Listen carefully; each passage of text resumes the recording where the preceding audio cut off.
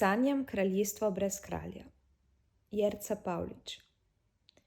Nekoč smo posesali šahovske figure in na črno-bela polja kanili zeleno in zlato barvo. Hodili smo po belih cestah in pobirali polže s poti. V cajne smo nabirali gozdne jagode in sonce nam je prebivalo v laseh.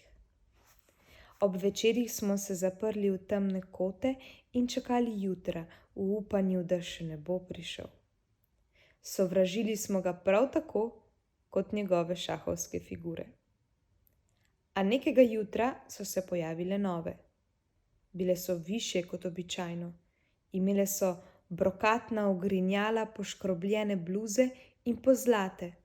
Drznile so se razlikovati od nas. Bile so glasne, preponosne in dovolile so si hoditi izven belih cest, kjer so mendrale polže. Čas je bil za šah. Zrak je bil redkejši in je obetal mir.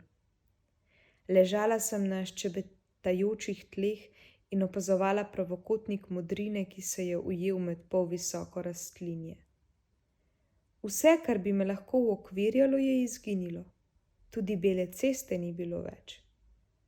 Pred mano so zrasli vrhovi, ki so prebadali nebo.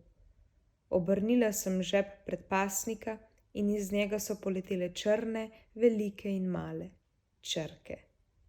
Poletele so v svobodo in se pričele spuščati na rodovitna tla, iz katerih so vzklile besede šah mat.